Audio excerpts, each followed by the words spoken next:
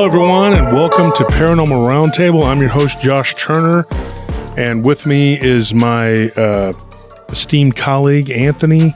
Good evening, everyone. And this is the second part to the interview with Christopher Garetano. Welcome to a Thursday night edition of Paranormal Roundtable. Bringing you a bonus episode. Bonus episode here. Bonus.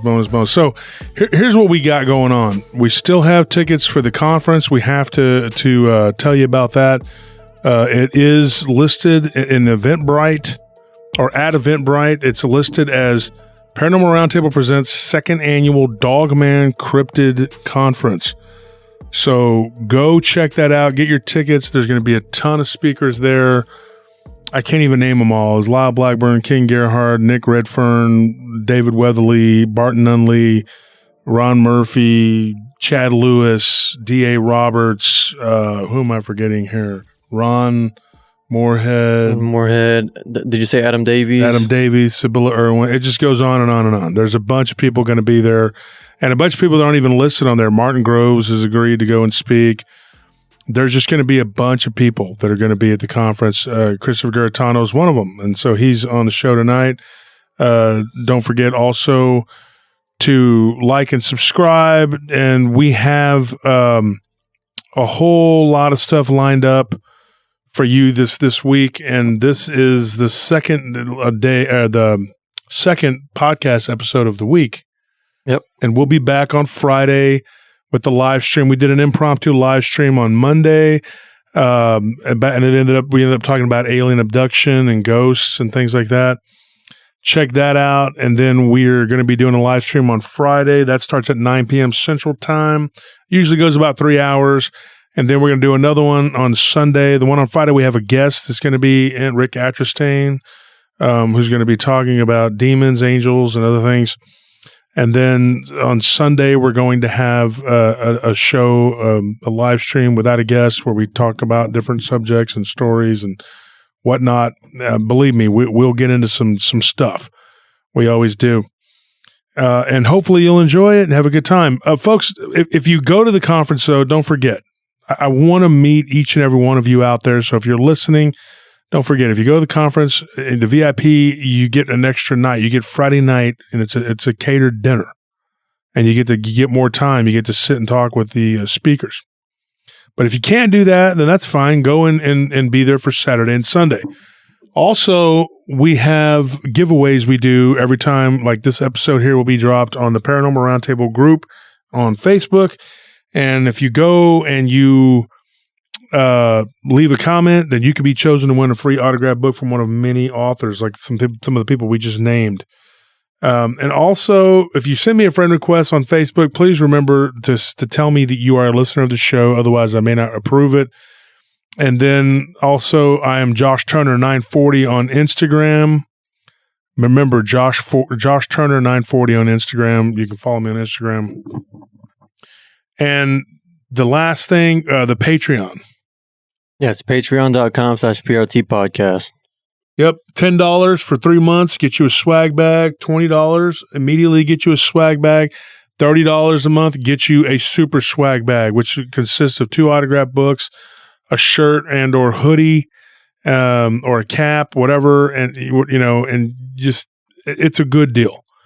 And so if you like our show, you want to rep the merchandise, we always throw in a bunch of extras like stickers and keychains and things like that. It's a really cool deal for you there. We also have on the live stream, we have a new $5 where you can become a member. We have what's called a YouTube memberships. It's kind of like YouTube's version of Patreon, but we only have one $5 tier on there. And if you hit the join button, which is right next to the subscribe button, it'll take you to where you can sign up.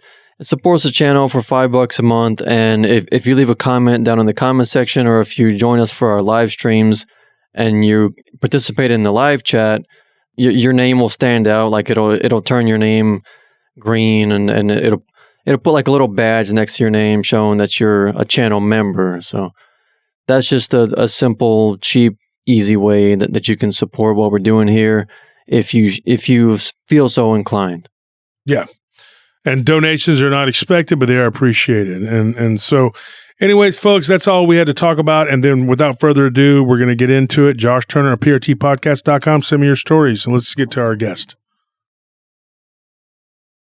I think living in this body, which is a three-dimensional prison almost, I think it would be, I could take 1,000 years. I think I could, in the Dwapara Yuga, there's 3 yugas. I don't know if you know this. There's 4, I'm sorry. And in each yuga, which is a cycle, it's like a cycle within a cycle. The overall cycle is 4,320,000 years. But the first is the Satya Yuga. And people lived to be 100,000 years, and they were like 40, 50 feet tall, whatever. Then the people got smaller, okay? And the next was the Tetra Yuga, and morality also decreased by 25%. And people got shorter. They got smaller. Then you had the Dwapara Yuga, which was the age before us, and it ended only about 3,500 years, 600 years ago, something like that. I don't know the exact numbers. I have to look it up. But when you look at that life cycle, people lived to be 1,000 years, and morality was at about 50%. Now we're in the Kali Yuga, and morality is said to be at about 25%. That means that 1 in 4 people is righteous, and everybody else is just either shades of gray or just an absolute dirtbag, according to the Hindu belief. Okay. These are cycles of time, though, but they seem to play out pretty correctly. And if you look at the Dwapara Yuga, it corresponds with the time of Noah and Methuselah. And of course, they lived to be 800 years, 1,000 years. People topped out at about 1,000 years. And now where we're at now, in the Kali Yuga, people's lifespans top out at about 100 years. And that's actually correct. And when you look the Bible, it says in the Old Testament, which is like I said, based on much older books, the information I believe is correct when it talks about that, how old these people were. Because, and of course, we talked also about how if there was more oxygen, you would have larger beings. You'd have dinosaurs, huge creatures. You'd have megafauna, huge mammals, whatever. You would have more during the cycles of high oxygen, and you would have large, giant people. And then, of course, the lifespans change, after so many thousands or millions of years from, the Satya Yuga all the way down to where we're at now. It goes, the lifespans go from 100,000 years to 100 years. So if you had the people, the Anunnaki, and they created us, okay, let's say for argument's sake, I'm not saying that's what happened. I'm saying what if, okay, you would look at them as gods, and their leader would be God to you. Because especially if he could live to be, don't even put it in 100,000 years, just put it in the 10,000 year category. If they could live to be that long, and maybe even expand lifespans with their sciences, who knows? Who knows how long? Because I know that 8 Sumerian kings, supposedly lived 200,000 years. When you're looking at the life cycle, you're going like, how is this possible? Okay, a lot of people say, well, those are the family dynasties. Not really, because it already shows the lineage from where it went from one to the next. There is no other names that are thrown in there. So then people are like, well, that has to be wrong. No, because we're looking at it from the lens of the modern day, like you said. But I think that technology was much higher and much better than what we have now back in millions of years ago. Then if that's the case, and I think some people have questioned, did some of this history exist on a different planet? And that we are now remembering all of our mythologies, us remembering what we were before, and now we're finally preparing to get back to where we were, if that makes any sense. Mm-hmm. And a lot of people have posed that there was a planet in between Earth and Mars, because now we know that there's an asteroid belt there. And I just watched that movie not too long ago, 65, what's it called? 60, is it 65? 65 million years? I don't know. It's with Adam Driver. I never heard of see that. Yeah, I just watched it with my wife. Like, I'm not going to give it away, but it's pretty crazy. Like when you go back and you look, and of course, some of the dinosaur species were not exactly correct. The Deinosuchus was pretty cool. They had some pretty cool, different stuff on there, and I just thought, man, this is pretty. I'm going to have a guy come on my show pretty soon named Max Hawthorne, who's an author, and he does paleo fiction. He's a really brilliant guy. But when he comes on, we're going to talk about some of these dinosaur species of the past, and he's really into the whole ocean going predators and things like that. And it's going to be an interesting subject. But, it's really, I was watching that movie and I thought about it. What if that were to be real? Like, 65 million years ago, a humanoid showed up on Earth at that time. Like, what would his perspective be on it? Now, he has this modern weaponry that we could not even fathom that he can use to defend himself. But, if you were living back in that time and you were our size, we would not have made it. There is no way in heck we would have survived. We were just big enough to be seen by these predators, and we would be eaten in droves. And we would probably be down to maybe 5% of our population would be, even going into the earth, probably not being able to survive because we don't know what to do or how to get, there's just no way that it would happen. So then the dinosaurs get wiped out and then people are able to grow and live and become something. But if you were a giant, if you were large and almost the same size as these creatures and you had some super technology, then yeah, it wouldn't even be a question. You could easily survive. Because if we had human-sized reptilians running around now, which people say we do, if you had the technology, you could just blow them away. You wouldn't even have a problem. It'd just be like, oh, there's one of those lizards. That's kind of what would be happening.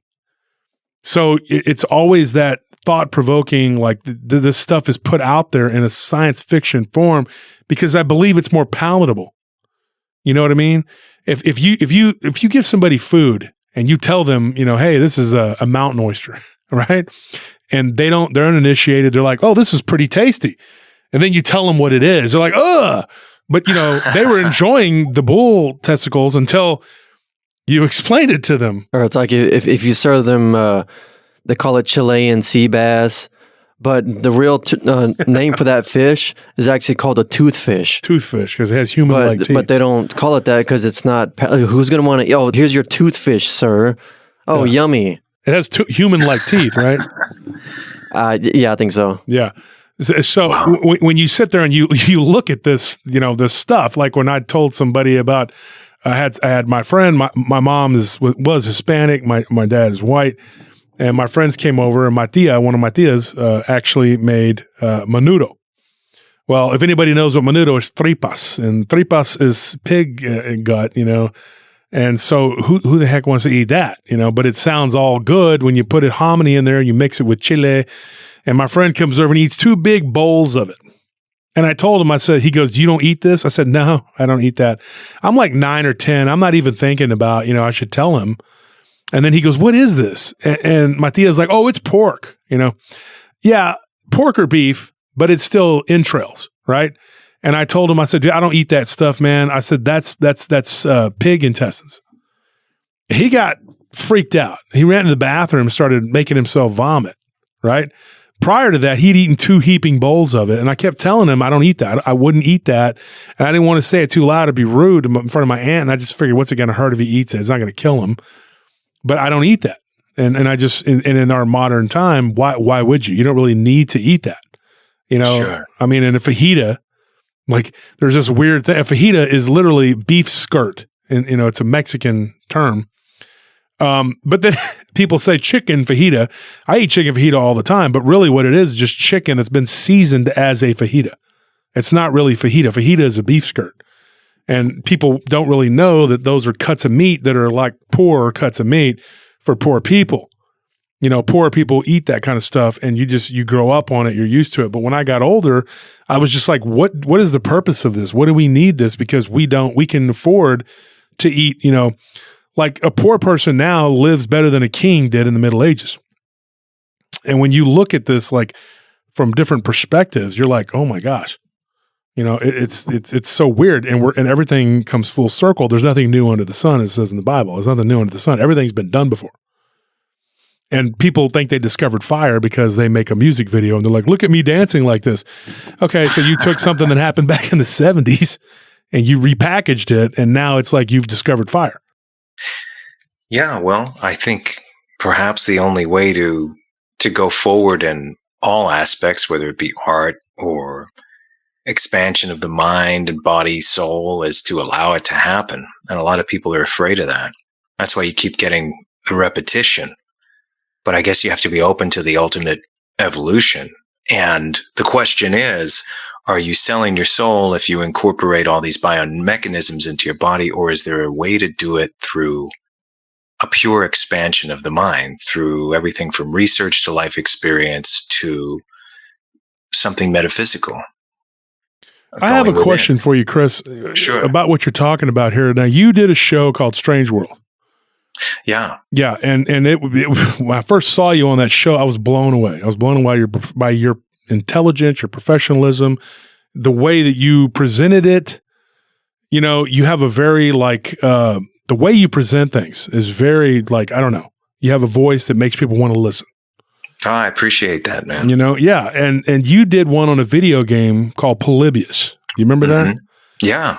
Yeah. Now, do you believe that was one of the, this is just a question for me personally, and I'd like to, and the fans and guests can listen in, but what are your thoughts on that? Do you believe that was an early form of like a psyop or AI kind of coming? 100%. And it was real. Now, you have this folklore, this urban legend of a video game that was allegedly installed with intention, a secret government program to start to affect and monitor children that are playing these video games for a long time. And then eventually it would be incorporated years later into the PS5s and everything else that the kids are playing, VR helmets. Okay, but you needed to start somewhere. Now, we talked to Nolan Bushnell, who was the co-founder of Atari. I interviewed him in the show. And you can see this episode now. I did an episode of Off to the Witch podcast on Polybius as well. But if you look for the Strange World YouTube channel, all 8 episodes of Strange World are on there. I uploaded them, whether I'm supposed to or not. I did it anyway.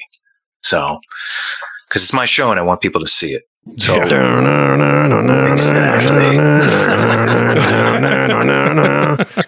the law. Breaking the law. Break all the laws. Anyhow, you can check it out for free. It's really good. Like, it's a really good show. And what attracted me, I watched all of it.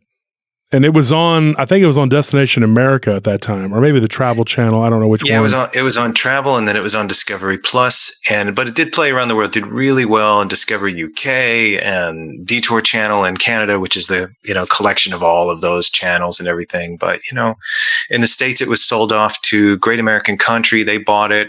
And I guess Bill Abbott, the guy who owns it, who used to own Hallmark Channel, wants to use it for something eventually. But the worst part is it's my creation. And I took a paycheck for it.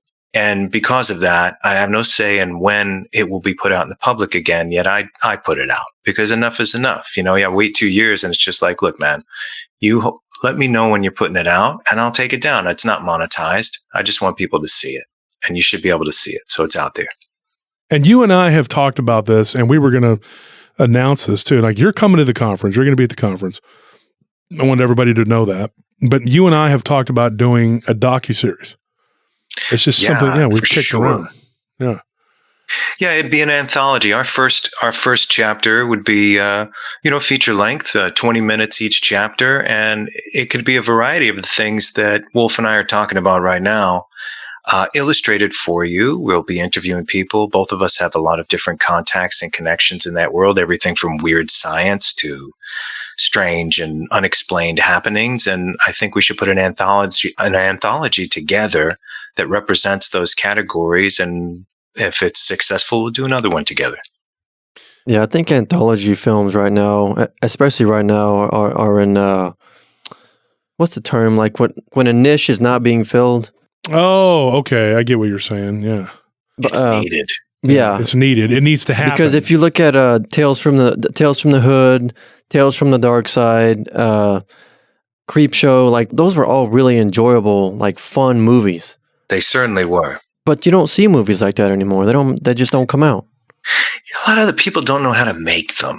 And the thing is, we grew up with those and we love them, and I know what works and I know the beats that work. And then in this case, we can do something really unique because you have those cinematic, the beauty, and I don't mean hokey, like good cinematic recreations mixed with some honest interviews and perspectives and some powerful stuff. And when you're making something in the docudrama form, it's kind of like the sky is the limit. There are really no rules outside of tell a good story and don't make it too confusing and make it well. And as long as we do that, it'll be strong. I mean, I'm sure we can do better than do I have to name the shows?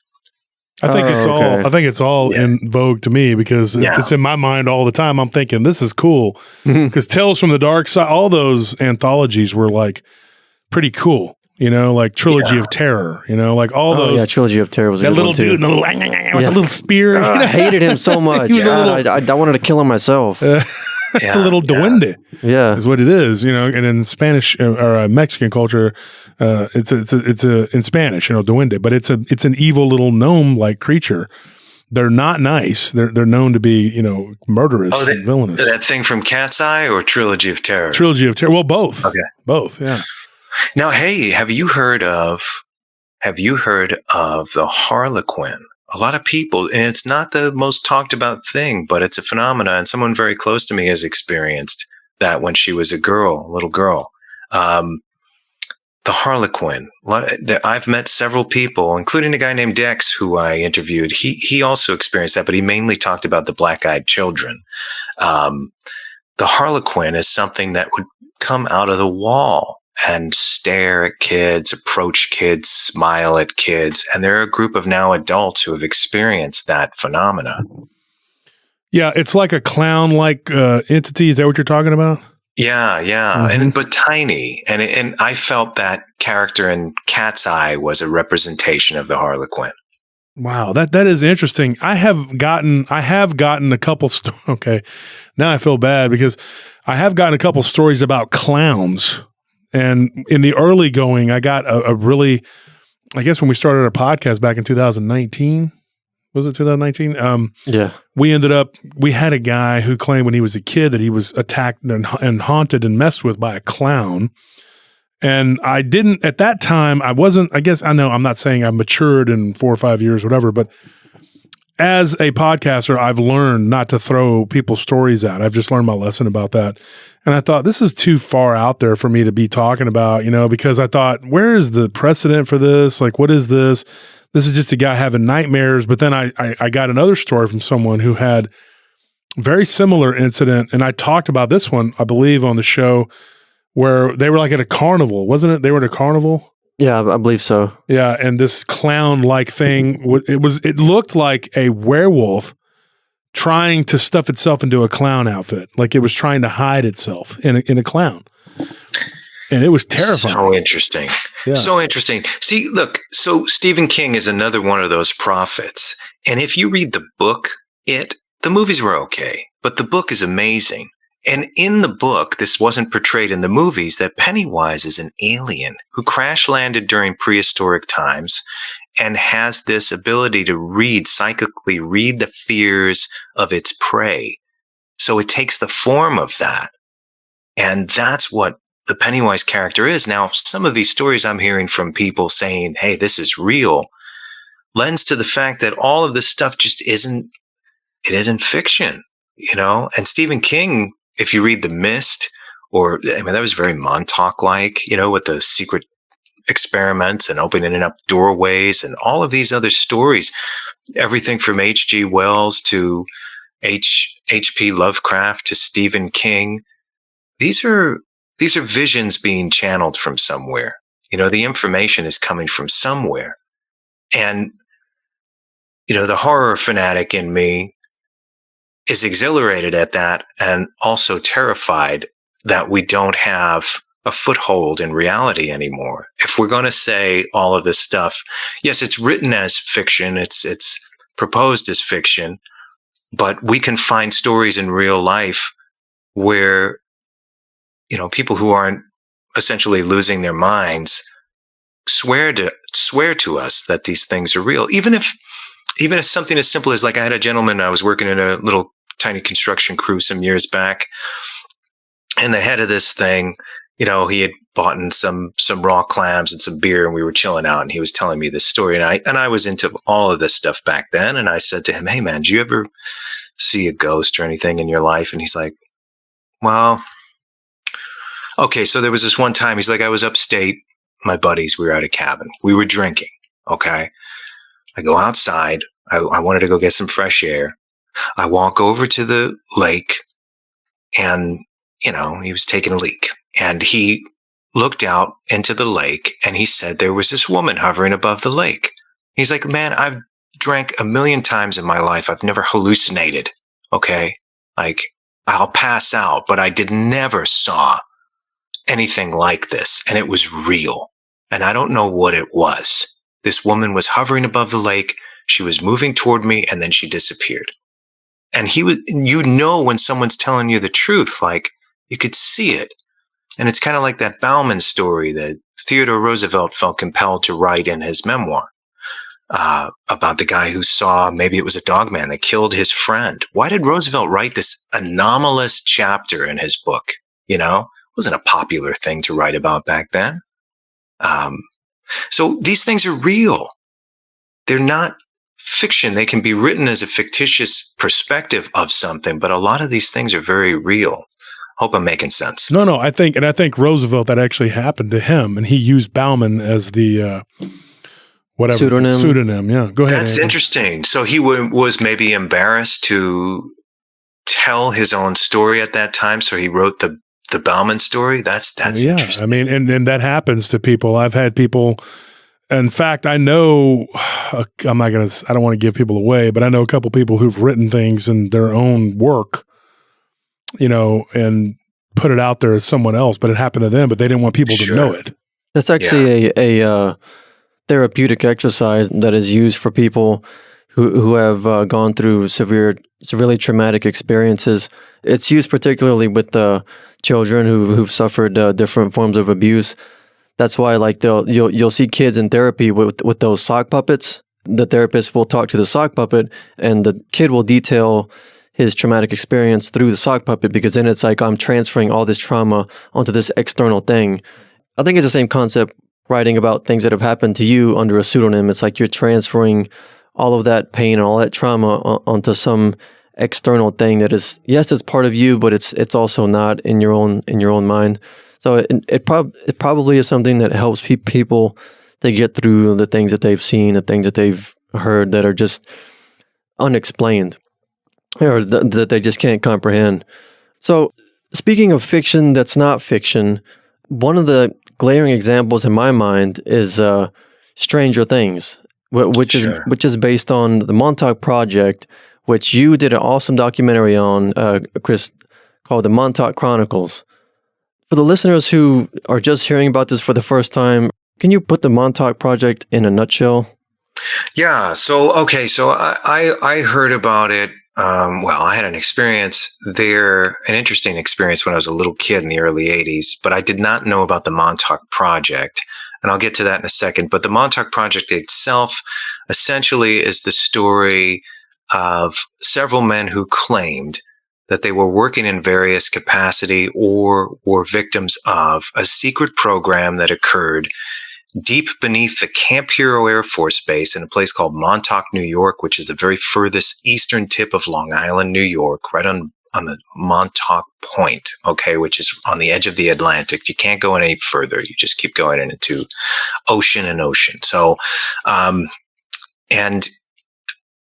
there's a base there. There's a now defunct Air Force station, and it has something called the Semi-Automatic Ground Environment Radar Tower, the SAGE Radar Tower, which peeks up through the many, many acres when you're driving there. And so between 1971 and 1983, these gentlemen claim that they worked not topside, which was a very lax unit. It was still in operation, but there wasn't really much going on.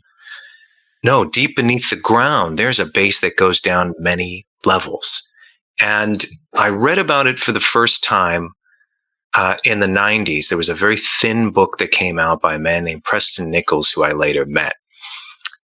And the story goes that there were runaway kids that were recruited as human subjects for early mind control experiments. And what they claimed happened was that the kids were encouraged or kidnapped, brought down. They were drugged, beaten with a technique that would fracture their current state of mind and would make them more susceptible to implanting suggestion that later they could be used for.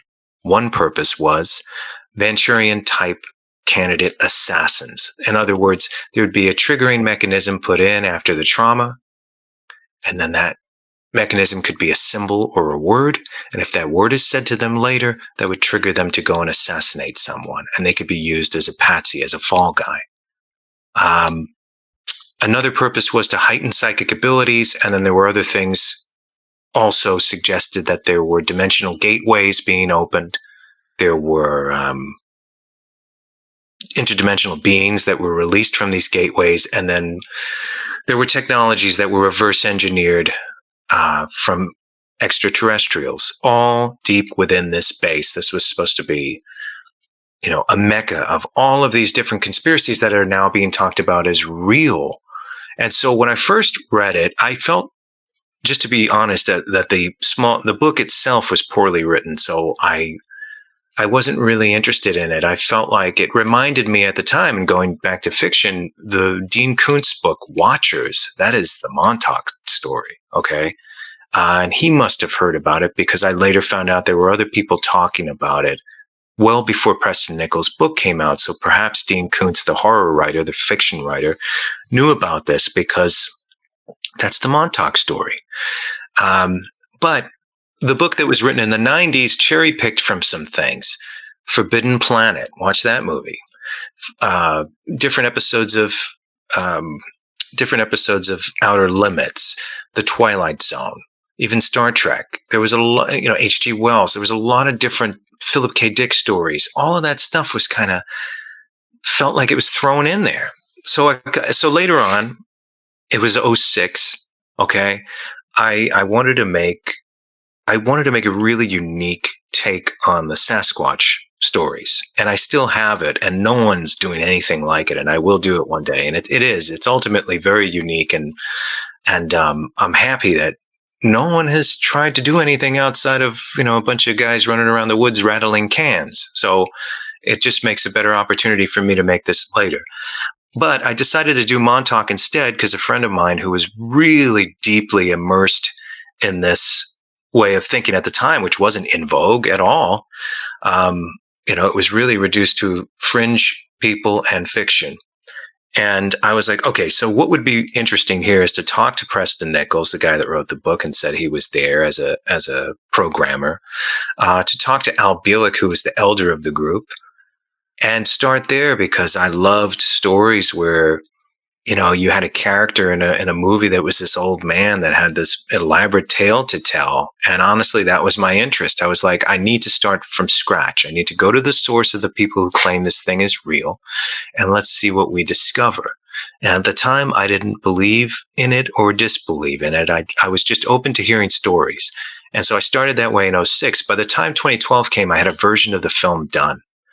And I had changed, because now I'm starting to believe of several different possibilities, one of which was that the gentleman who claimed this happened, especially a lot of the alien and monster stuff at that time, I felt maybe they were given certain drugs. Maybe they were given DMT. Maybe their perspectives were obscured to cover up mass murder. And the mass murder was much more believable. Kids being kidnapped and used in these very early experiments of mind control, later confirmed when MK Ultra was revealed to be truth, and when Alan Hornbloom wrote a book called Acres of Skin about the Holmesburg prison experiments, which are tantamount to the things that were said to have occurred in Montauk, at least the Montauk Boys stuff, the assassin stuff, the beatings, the drugs, fracturing the mind and implanting suggestion, all of this stuff. And there are those that believe that at least that portion of the experiments have now come to fruition in these mass shootings, that people just kind of say, oh, well, it's just another copycat. Oh, it's just another mentally disturbed person shooting people up. Well, if you really look into this, they, whoever they are, were creating people like that on purpose, not for warfare. for stuff like this, for whatever they were going to use it for. So a lot of the things that happened in the last 3 years, okay, mostly in the last 3 years, but even somewhat before that, Alfred Bielek told me these things in 2006. And I have been somewhat terrified since all of these things started happening because I didn't really believe him when he first said it. Then as I started to do my research and there were more things confirmed, there's a reason to believe. And just look at the things that have been confirmed, like MK Ultra. So that's what the Montauk project was said to be. It still to this day has not been 100% confirmed. I made a program for History Channel, which is a sequel to Montauk Chronicles, which is the documentary we're talking about, called The Dark Files, 2-hour special for history. I'm astonished that they allowed us to make this. We brought geophysicists to the ground, and they used something called electric resistivity imagery, which basically were a bunch of these large spikes that would be hammered into either the asphalt or the ground. And all we got, because they were really, the Parks Department were really putting up a big resistance. They did not want us going near the actual tower itself, the perimeter where the base is supposed to be. But from one vertical slice, I would say about 50 yards of this test, short test, and we kind of did it, we did it as quick as we could, because we were restricted at that point. They were really worried we were going to find something. And there's more to this. But Mike at GeoView, who was a geophysicist, found a vertical slice of an enormous man-made structure and elements of iron ore underneath the ground that proves, that's rebar, that proves there's a man-made structure where they said there was nothing. There was nothing there. And these weren't these archaic World War II tunnels. This was something different. And that if we could just simply get the same equipment down there and work our way for, let's say, days from the perimeter around the actual SAGE radar tower to where we actually conducted the test, I guarantee you, the first thing you can prove is that there's an enormous underground base there for sure. But I'm going on and on about this. If you have any questions, I'm happy to answer. Well, one of the things I was going to ask is like, I've heard this before from like, it's called Dulce. And I don't know. Yeah. If you've heard of Dulce, I mean, I have. I heard about it from Alfred Bielek again. And now I consider all the things he told me as a possibilities of truth, because so many things he said came true. Yeah, it was true. And so when you look at Dulce, there have been all kinds of eyewitnesses who've claimed they've worked there, people that have escaped and claimed that they saw reptilians and they saw dogmen, werewolf-looking creatures, winged-looking creatures. And we here at PRT, we get these stories of these entities all the time. Like, I mean, yesterday I was talking to a researcher. This guy was basically a biologist. I mean, he had no reason to lie, and his life took a different turn. He went to a foreign country to help some people. Well, he was from South America himself, but he went to another foreign country that was in turmoil, got kidnapped, found God, became a missionary, got released basically. And let's put it this way. He got released, and then he found God, then he returned and got kidnapped again. And it's a crazy story, but he talks about having seen this winged entity, in the river when he was a young man, and then later on he saw it standing there looking at him on the top of a church in Nicaragua. And you're sitting there going like, this is a crazy story. I haven't told it on my show yet, so I'm going to say much more about it, but it was unbelievable. And he said, what are the odds of me seeing it as a 15-year-old boy, in July, like a week before his birthday. And then he's like, I saw this thing again, 25 years later, and it was just like, it's a very compelling, like, what are the odds that he saw that? And both times he had people with him. He had his two brothers with him, which he's the youngest of those three. There's four brothers. And when he saw it in the water in El Salvador, and then years later in Nicaragua, and he sees the same, what looks to be the same type of creature. And he's like, I said, do you think it was the same creature? He said, I don't know.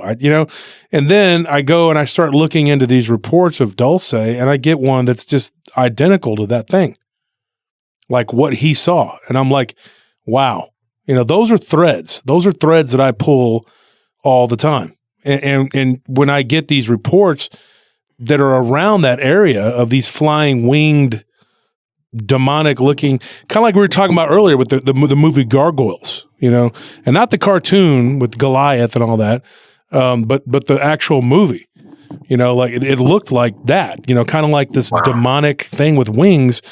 And before anybody would roll their eyes and go, well, this is crazy. How many have we gotten reports of like that, Anthony? Probably 30? Yeah, a whole lot of them. A whole lot of them. And so you're sitting there going like, okay, this is probably real. You know, the reptilian thing, same thing. Tons of werewolf, dogman reports, vampire-looking creatures. I mean, nobody's can say, well, that's a vampire, that's a werewolf, but that's what they're describing. And they're describing them in droves. Now, somebody asked me the other day, and maybe you can give me some insight into this, Chris. Somebody said, well, do you think these reports are ramping up, or is it just because we have the technology now, you know, to you know, whatever. And so I answered it like this. It's analogous to like eBay. And what I mean by that is I collected cards and comic books when I was young, like a lot of people in our generation did. And then they produced too much of it, and it all ended up being not worth anything because of the 80s, whatever was made in the 80s to the early 90s, and it was just overproduced. But we didn't know that at the time because we didn't have eBay, you know. Now it's changed how people collect cards or comic books or coins. You go onto eBay and you kind of see what the price is. You don't need a Beckett price guide to tell you that a Mickey Mantle card is worth da-da-da, because you could just go on eBay, and if somebody's trying to flip one, you can see what it's going for. It's only worth what somebody's going to pay for it, right?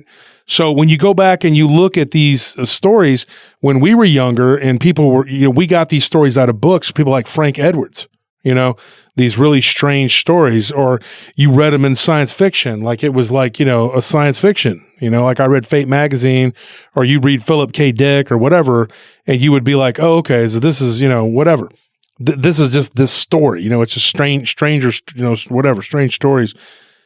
When you start looking at these, you know, whatever, like from then until now, the way that we do research and the way that we can cross check and do all this other stuff for these stories, you go back and you find more and more reports.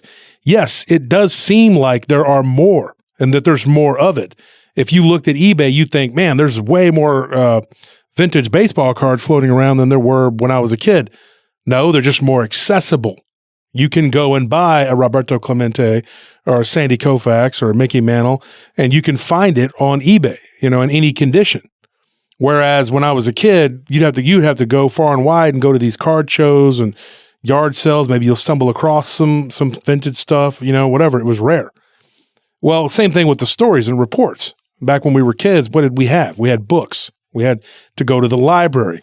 We had to read Time Life books about this stuff. And you thought, well, there's not that many stories out there. Well, because you only had so many authors. But now, with the advent of the internet and you know, the modern technology that we think so highly of, you know, as a society, we put it up on a pedestal. Yeah, it gives you the ability to get hundreds and process hundreds of these reports. We get a report. What do? Anthony, we look at it on the email. We put it in a file under whatever title, right? Yeah. And then we go, we pull it and say, this is going to make a good show. And then we do a show, and then it becomes popular. But that raises more questions, or the essential question, that was that done on purpose? Because those were all put out by very particular publishing companies, Time Life. Yep. You know, I have some smaller, I still have all the books I had when I was a kid on different subjects. But you're right. You had to establish yourself as an author. There very rarely was there self-publishing back then. Mm-mm. You needed a publishing company. Now, anyone can start a podcast. Anyone can publish a book. And I think that's fantastic. I mean, look, if the book's garbage, then, you know, it's garbage. But at least it opens up possibilities for us to hear stories that we would have never heard. And does that lend to the changing changing of one era and the forging of a new one? The fact that now we can communicate, and were we prevented from communicating on purpose? And now why are we allowed to do it now? There's so many questions, or did we break free? Yeah. Or did we break free? Because you're one of those people who's been on the forefront of, I believe, and on the verge of changing things again and another paradigm shift.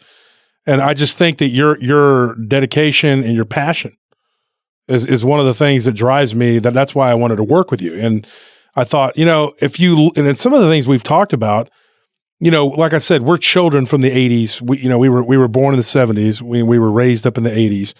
And like you said, was it done on purpose? I always wondered, why is there so much limited information on this stuff? And then when it started coming out, years later, because when I was 15 and I saw the Dogman thing, whatever it was, werewolf, whatever, this thing, I was in 1990. You didn't just go jump on the internet and go, oh, look, there's been hundreds of these reports. Oh, it's right there, No, I mean, you just were like, dude, you had to find other people who had seen it. You had to go and you had to really get after this information.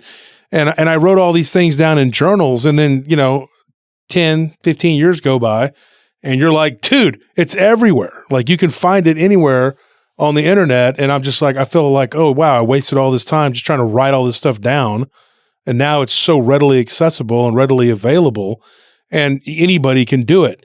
The problem there, though, is that anybody can do it, because then everybody's doing it, and it kind of waters it down. And then you have to go through the muddied waters of all these people who I believe are subpar researchers who give themselves the mantle of, I'm a researcher. Well, I'm an air breather. I mean, so is everyone else. I mean, whoopee-doo. Just because you can doesn't mean you should. I mean, it's that way. I'm a filmmaker, and it's that way in the world of movies. Everyone has a camera in their hands, and if someone does something brilliant, I'm happy. I don't feel like there's any competition. Just make your light as bright as possible, and you've got a larger audience than most people trying to achieve one, whether they be charlatans or they're really just trying to tell a story.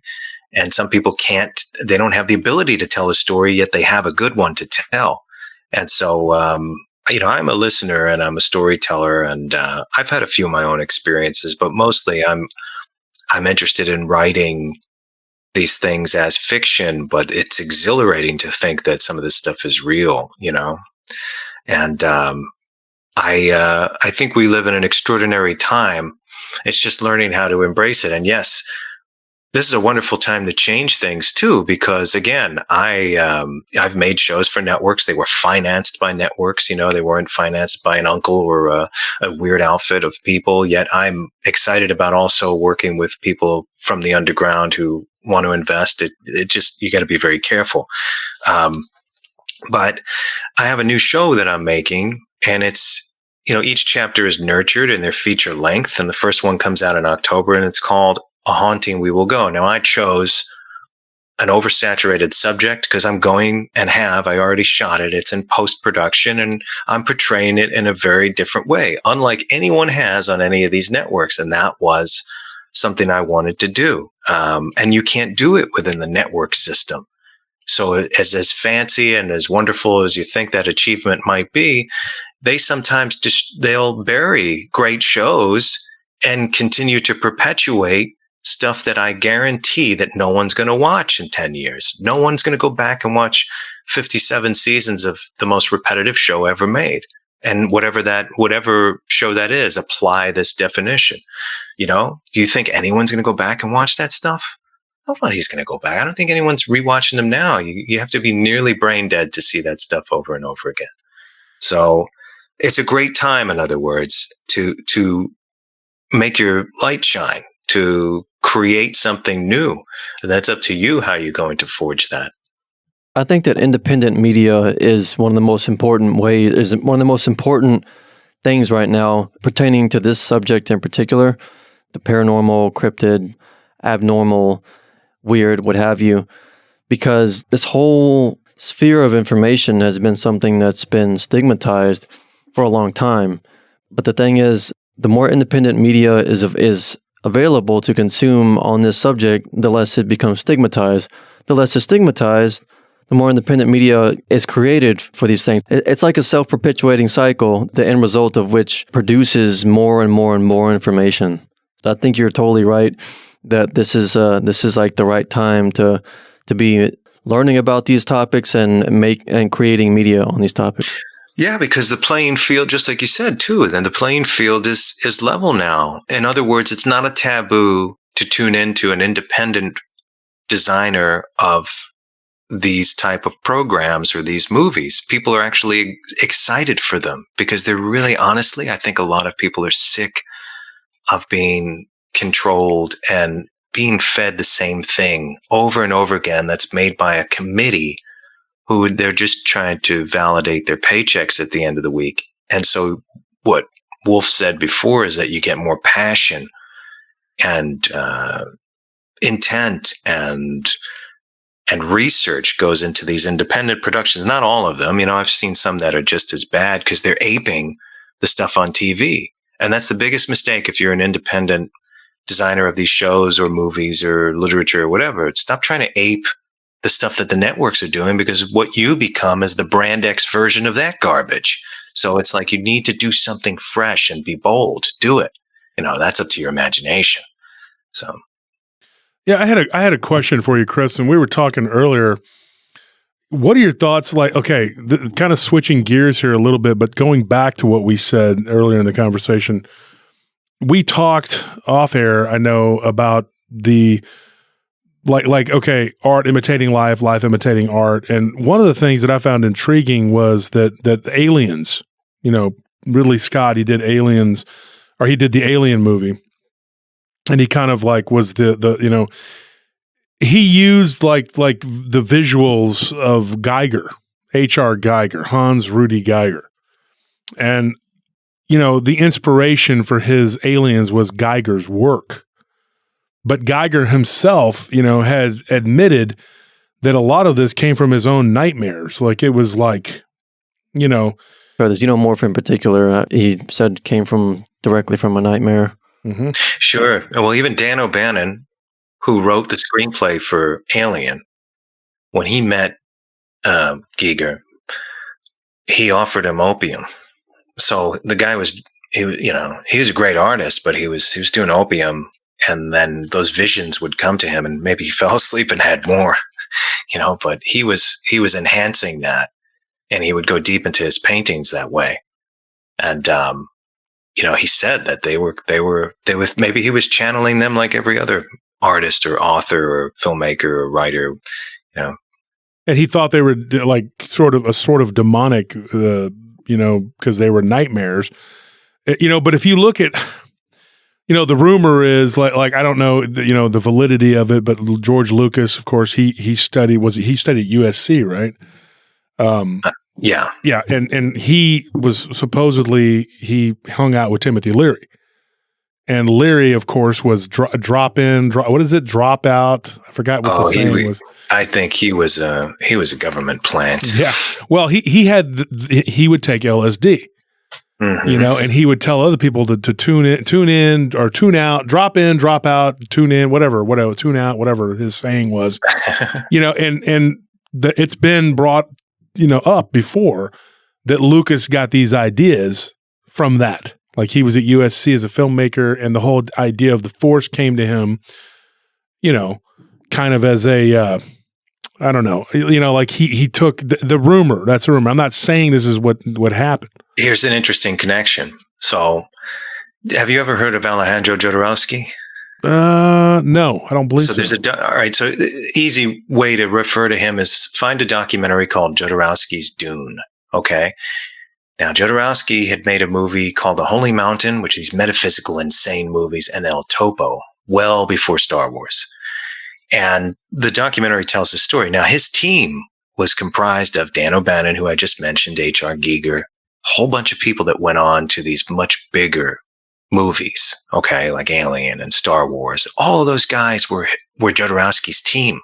And he was supposed to adapt the first adaptation of Frank Herbert's Dune.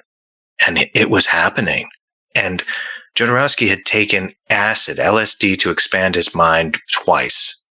And then he said, I want to make a film that expands the mind of its viewer like LSD did to me. And so he embarked on this insane journey to make Dune. And looking at his previous film, the movie would have been off the wall. Pink Floyd was hired to do the soundtrack. Salvador Dali was playing the Emperor. Orson Welles was playing Baron Harkonnen. I mean, it was nuts. And so they created the makers, Jodorowsky and team, and these are serious designers. I mean, they went to Douglas Trumbull, who did the effects for 2001: A Space Odyssey. All of these people are on board, and every studio got a copy of their production art book and their screenplay. And it has now since been established that not only Lucas, but everybody with 100 films going forward, including Alien, Blade Runner, Tron, they felt that Jodorowsky's Dune, all of his plans, his storyboards, his art, and his ideas broke into 1,000 pieces and became all these other movies and influenced everybody. And they found, identical scenes from their storyboards in Star Wars and other movies going forward, Flash Gordon, Yeah. But what an amazing influence this man had. It's funny that you mentioned the expansion of the mind, because it started with a man who, to this very day, he's alive now. He's 95 years old and he's making his new movie. Yeah, amazing guy. I got to look this up, man. I've never heard of him. That's interesting. To your first introduction, just watch Jodorowsky's Dune, the movie. It'll blow you away. Folks, that's all the time we have for tonight with Chris Garetano. We'll be back with Chris next Thursday for another bonus episode, a Thursday night special edition of Paranormal Roundtable. Be sure and tune in. We hope you enjoyed it. I know we certainly did and had a good time. Thank you and good night.